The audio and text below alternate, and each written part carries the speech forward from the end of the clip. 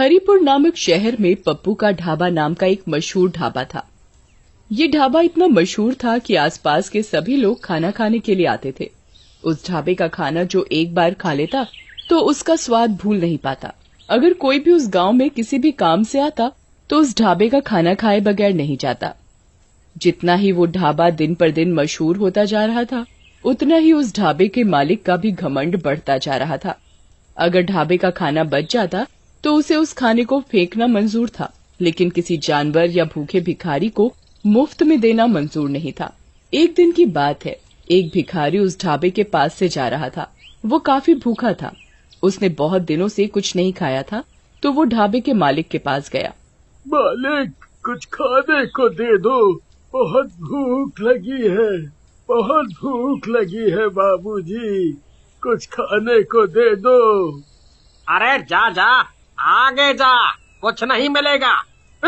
कुछ दे दो खाने को, बहुत दिनों से कुछ खाया नहीं है, बहुत भूख लगी है बाबूजी। सुबह सुबह पता नहीं कहाँ कहाँ से आ जाते हैं मुंह उठा के, सारा दिन खराब कर दिया। रामू, ओ रामू, इसे बाहर तो निकाल। रामू भिखारी को ढाबे से धक्के मार मार कर निकाल देता है, पर मालिक को भिखारी के ऊपर जरा भी दया नहीं आती और भिखारी भूख के मारे बेहोश हो जाता है। मालिक, ये तो बेहोश हो गया है, तो मैं क्या करूं? इसे तू दुकान के सामने से हटा, ग्राहक के आने का टाइम हो रहा है। जी मालिक। मालिक, मालिक, लगता है ये मर गया।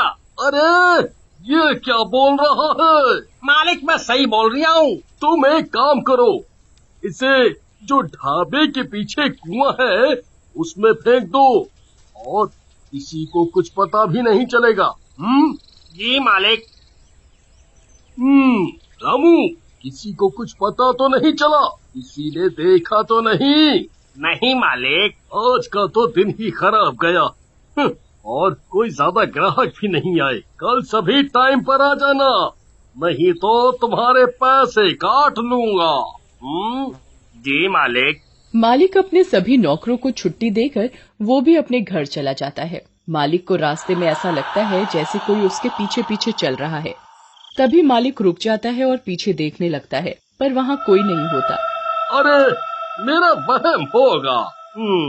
और वो चलने लगता है। तभी उसे अचानक कोई जोर से थप्पड़ मारता है।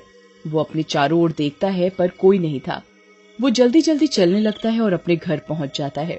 अरे भाग्यवान, जल्दी से खाना लगा दो, बड़े जोरों की भूख लगी है। जी अभी लाई। जैसे ही पत्नी खाना लेकर आती है, तभी भिखारी भूत उसकी पत्नी को जोर से धक्का देता है, जिसके कारण पत्नी के हाथ से सारा खाना गिर जाता है। अरे भाग्यवान, ये क्या किया? सारा खाना गिरा दिया।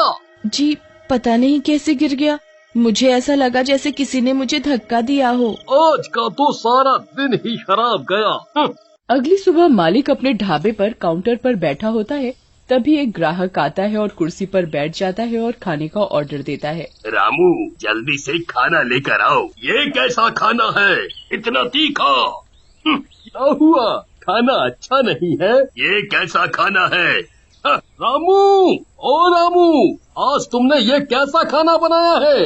मालिक, पता नहीं कैसे हो गया, खाना तो अच्छा ही बनाया था। आज भी मालिक की कोई कमाई नहीं हुई थी और सारा खाना ऐसे ही वेस्ट हो जाता है।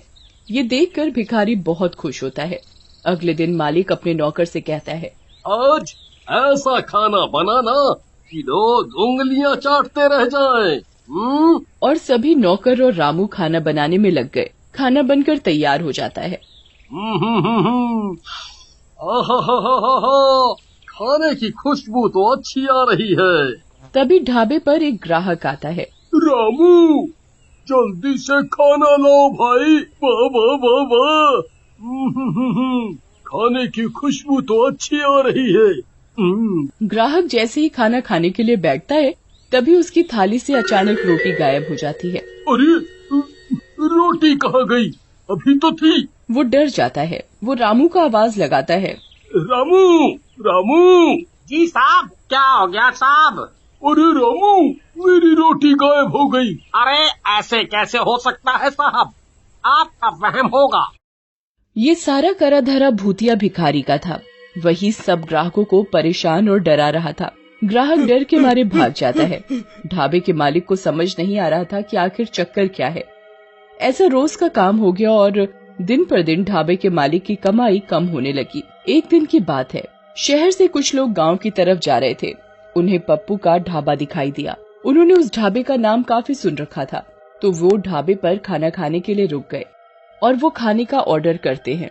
रामू खाना लेकर आता है तो वो खाना खाने बैठते हैं तो उनकी शाही पनीर की सब्जी चिकन की सब्जी में बदल जाती है, जिसे देख वो घबरा जाता है।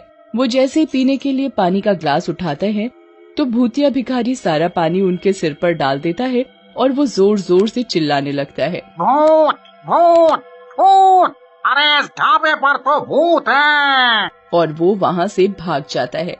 देखते ही देखते ढाबे पर रोज अजीबोगरीब घटनाएं होने लगी। लोग उस ढाबे को अब भूतिया ढाबे के नाम से जानने लगे। एक दिन रात को ढाबे का मालिक जब ढाबे के गल्ले से पैसे निकालने के लिए गल्ला खोलता है तो वो देखता है कि इसमें तो एक भी पैसा नहीं है और पैसे की जगह मालिक को उस भिखारी का सर दिखाई देता है। भूत भूत, अरे ये तो वही भिखारी का सर है जिसे मैंने कुएं में फेंकवा दिया था। फिर ये इधर आया तो आया कैसे? मालिक की आवाज सुनकर ढाबे के सारे लोग मालिक के पास एकत्रित हो जाते हैं। क्या हुआ भाई साहब, आप इतना घबराए हुए क्यों हैं? ये देखो, हमारे गल्ले में भूत है। यहाँ उस भिखारी की खोपड़ी रखी है और उधर से पैसे गायब हैं। ये सुन सारे लोग बहुत घबरा जाते हैं। अरे भाई साहब, ऐसा कैसे हो सकता है? जाओ, तुम एक बार गल्ला खोल के देख लो, तुम्हें वहाँ एक खोपड़ी मिलेगी। वो एक भूत है, भूत। वो आदमी मालिक की बात सुनकर ढाबे का गल्ला खोलता है, पर वहाँ ना तो कोई खोपड़ी होती है और साथ ही उधर उसके पैसे रखे होते हैं। अरे क्या भाई साहब, लगता है आपकी तबीयत ठीक नहीं है। आपने नींद में कोई सपना देख लिया है। आपको आराम करने की आवश्यकता है। अरे नहीं भैया, मैंने यहाँ सच में एक खोपड़ी देखी थी। मैं बिल्कुल सच बोल रहा हूँ। मालिक अपनी बात सबको मनवाने की कोशिश करता है, पर कोई उसकी बात नहीं सुनता और न ही विश्वास करता है। तभी रामू मालिक के पास आता है। मालिक, मुझे ऐसा लगता है कि ये सब वो भूखा भिखारी कर रहा है जिसे आपने कुएं में फेंकवाया था। वही उसके भूखे होने की वजह से उसकी मौत हो गई थी और इसी वजह से उसकी आत्मा हमारे ढाबे में भटक रही है और आपको दिन रात परेशान कर रही है। हाँ रामू, मुझे भी यही लग रहा है। तुम सही बोल रहे हो, पर अब इस बात का क्या इलाज है? तुम मुझे ये बताओ।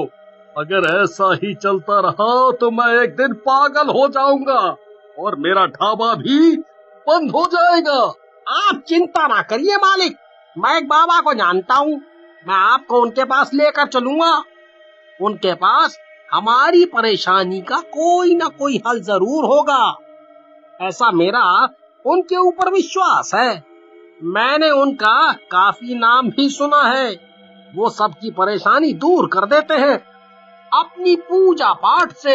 रामू और उसका मालिक अगले ही दिन बाबा के पास जाते हैं। वो बाबा को उधर जाकर सारी बात सच सच बताते हैं। ये तुमने क्या किया? तुमने एक भूखे भिखारी की जान ले ली। उसकी आत्मा भूख की वजह से ही तुम्हारे ढाबे में भटक रही है और तुम्हें परेशान कर रही है। बाबा जी, हमारी मदद करो, हमसे गलती हो गई। हम कभी नहीं करेंगे आगे से ऐसा। हमें माफ कर दो बाबा। बाबा अपनी शक्ति से उस भिखारी की आत्मा को बुलाता है। मुझे किसी ने परेशान किया तो मैं सबको मार डालूंगा। मुझे माफ कर दो, मुझे माफ कर दो, मुझसे गलती हो गई। मैं आगे से कभी किसी भी भिखारी को भूखा नहीं जाने दूंगा, नहीं जाने दूंगा। मुझे माफ कर दो। बाबा अपने लोटे से गंगा जल छिड़क कर उस भिखारी को मुक्त कर देते हैं और मालिक से हमेशा गरीबों को खाना खिलाने को बोलते हैं।